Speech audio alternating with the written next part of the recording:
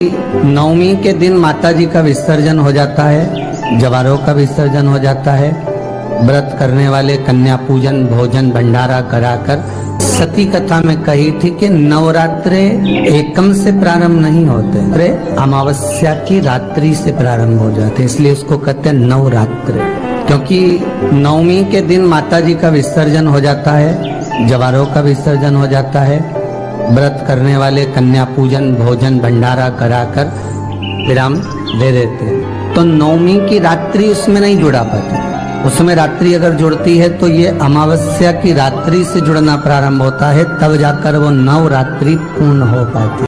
अष्टमी के दिन कन्याओं का भोजन कराओ या नवमी के दिन कन्याओं का भोजन कराओ, पर देवी भागवत तो कहती है, देवी भागवत तो वर्णन करती है कि पहले नवरात्रे से लेकर नौमी तिथि तक जितने दिन देवी के होते हैं, प्रत्येक दिन में आप किसी भी दिन कन्याओं का भोजन करा सकते हो, पहली रात्रि से लेकर पहला दिन से लेकर। पर 9वें दिन तो सवेरे पूजन करके यज्ञ करके अनुष्ठान करके देवी को विसर्जन कर दिया, फिर नवरात्रि पूर्ण कैसे हुई? नवरात्रि की पूर्णता होती है अमावस्या की रात से गिनी जाती है।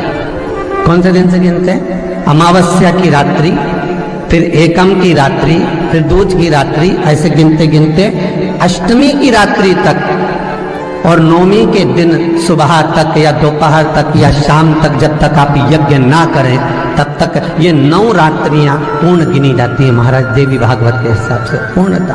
अब हमने कन्या भोजन का जो क्रम बनाया, अष्टमी के दिन करा देंगे, नौमी के दिन करा देंगे, इस तिथि को करा देंगे, पर भाव देखिए, शास्त्र कहता है भूखे को भोजन जब कराइए जब उसको भूख लगी हो, और ऐसों को कराइए जिसको जरूरत पड़ रही है। अभी नवरात्रि चल रहा है, दुर्गा सप्तशती का पाठ आप लोग कर रहे होंगे। कौन कौन कर रहा है? जरा हाथ उठाओ। आप लोग कर रहे हैं, बहुत अच्छी बात है। अगर आप नहीं कर रहे होगे तो ब्राह्मण दुर्गा सप्तशती का पाठ कर रहे होंगे। उस दुर्गा सप्तशती के पाठ में एक एक जगह पर एक एक स्थान पर देवी का स्थान बताया है। आप लोग अगर सुने होंगे पढ़े होंगे तो उसमें बताया गया है, हे मैया मेरे इस अंग की रक्षा करो, हे भवानी मेरे इस अंग की रक्षा करो, हे माँ मेरे इस अंग की रक्षा करो, हे भवानी मेरे इस अंग की रक्षा करिए, हे माँ आप मेरे नैनों की रक्षा करिए, हे माँ आप मेरी श्रवण शक्ति की रक्षा करिए, हे माँ आप मेरी जिह्वा की रक्षा करिए, हे माँ आप मेरी जंघा की रक्षा करिए। आया कि नहीं आया? जब दुर्गा सप्तशती में एक एक स्थान का महत्व आया है कि इस जगह पर ये देवी का स्मरण करेंगे तो माँ मेरी कल्याण करेगी, माता मेरा उद्धार करेगी, बस उसी भाव में उसी स्थान को। शंकर के शिवलिंग में भगवान शिव का संपूर्ण विग्रह, संपूर्ण। और जब शंकर का संपूर्ण विग्रह है तो हम बाबा से अनुमोदन क्यों ना करें? अभी दुर्गापुर के पहले फुसरो में कथा थी, फुसरो झारखंड में। तो एक बात हमने कही थी फुसरो की कथा में कि जिस व्यक्ति को शरीर में बहुत कष्ट रहता हो,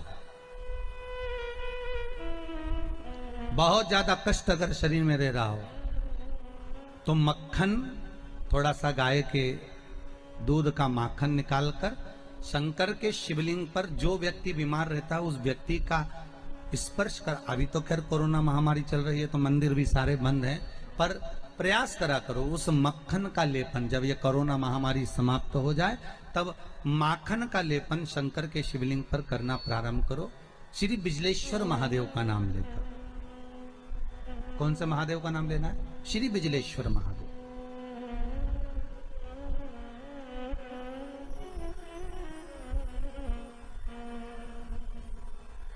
पूरी दुनिया में बिजलेश्वर महादेव एक ही जगह पर विराजमान है, हिमाचल में, मनाली के पास। पूरी दुनिया में शंकर जी का एक ही मंदिर है जहां पर बिजली गिरती है शिव जी के शिवलिंग पर और शिवलिंग के टुकड़े हो जाते हैं। फिर उस मनाली में एक परिवार ऐसा है जिसके पांव नहीं है, वो बिना पांव का व्यक्ति पूरे मनाली में से मक्खन मांगता है दान में कि बाबा के शिवलिंग के टुकड़े हो गए। फिर वो चढ़ता चढ़ता ऊपर जाता है, धीरे धीरे घसीटता चलता हुआ जाकर बिजली महादेव का एक एक पत्थर उठा उठाकर, शंकर जी का शिलाखंड उठा उठाकर उसको मक्खन से जोड़ता जाता है, मक्खन से जोड़ता है। उसके बाद में फिर हाथी के पांव से भी तुड़वाओ, सूंड से भी तुड़वाओ तो वो शिवलिंग नहीं टूटता, मात्र मक्खन से ऐसा चिपक जाता है। वो बिजली महादेव है। शंकर की आराधना में ढोंग नहीं चाहिए, शंकर की आराधना में प्रपंच नहीं चाहिए। शंकर की हो गई गलती, कई बार शंकर की आराधना में गलती हो जाती है तो क्या शंकर रुष्ट होंगे? नहीं। शंकर अगर देख लेंगे कि 50 दिन अच्छा काम करा है इसने, एक दिन गलती भी कर दी तो बाबा स्वीकार कर लेगा। पर बाबा से बस मन आपका पवित्र होना चाहिए, इच्छा आपकी पवित्र होना चाहिए। आपके भीतर अहंकार, काम, लोभ, विषय, वासना, आसक्ति, तृष्णा, अहंकार नहीं होना चाहिए। भगवान उसको स्वीकार कर लेगा।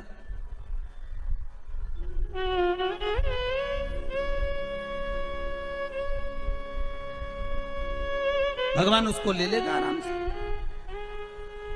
दिखावा ना करिए भगवान के सामने। मेरे शंभू को आप दुनिया के मंदिर में दिखावा करो चल जाएगा, पर शंकर को नहीं चाहिए। शंकर कहते मेरे मंदिर में आओ, एक लोटा पानी चढ़ाओ, बम बम बोलो, अपने घर जाओ। फालतू बैठने की जरूरत नहीं है, फालतू मेरा टाइम बर्बाद करना मत। सारे देवी देवताओं के मंदिर में बैठने की जगह होती, शंकर जी के मंदिर में बैठने की जगह नहीं होती। इतना पानी ढोल के जाते हैं कि साड़ी भी बचा के चलना पड़ती है। बैठने की तो जगह जाने दो। पर शिव मंदिर में कहाँ बैठने की जगह होगी? चलो जाओ यहाँ से, काय को फालतू के बैठे हो, टाइम बर्बाद कर रहे हो यहाँ पर, जाओ अपने अपने घर में। पार्वती जी कई बार शंकर जी से पूछती हैं, तुम आंख बंद करके बैठे रहते हो, दुनिया के लोग तुम्हारा दर्शन करने आते हैं, कम से कम देख तो लिया करो कौन आया। शंकर भगवान बोले फालतू की बात मत कर, मेरे को सब मालूम है, ये सब मांगने के लिए आते हैं, इसलिए आंख बंद करके बैठा रहता हूँ।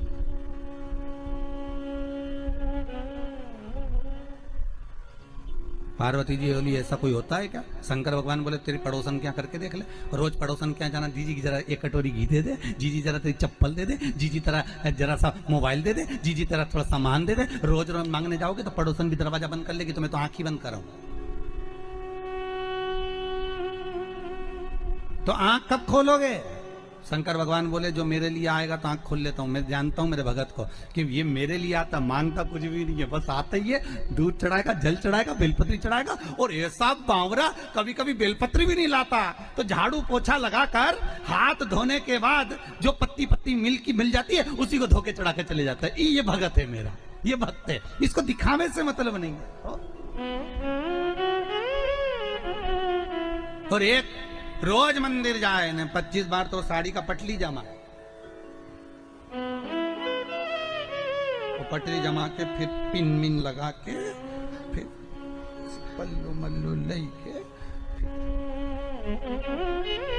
और एक बास्केट उतार ले, उसमें लोटा भर पानी मानी सब धर के और इतनी बड़ी बिंदी लगा के ऐसी नोटंकी करके कि इसके बराबर कोई मंदिर नहीं जाए साहब, ये तो बड़ी धर्मात्मा, इसके बराबर कोई धर्मात्मा नहीं।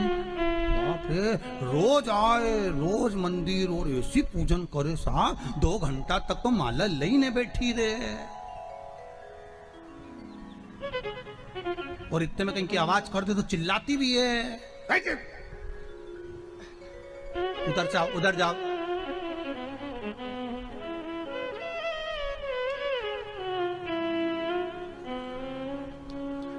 तो वो चिल्लाती भी है। तो अब बताओ वो चिल्लाने में लगी कि माला में लगी? अरे बोलो तो सही, चिल्लाने।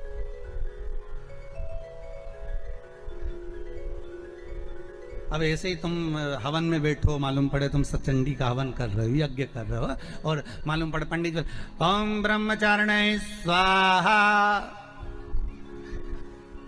स्वाहा। अब देवी जी सोच रही है हवन आहुति यहाँ दे रही, देख मार रही है, और तुम कह रही स्वाहा, मैया बोल रही आहा।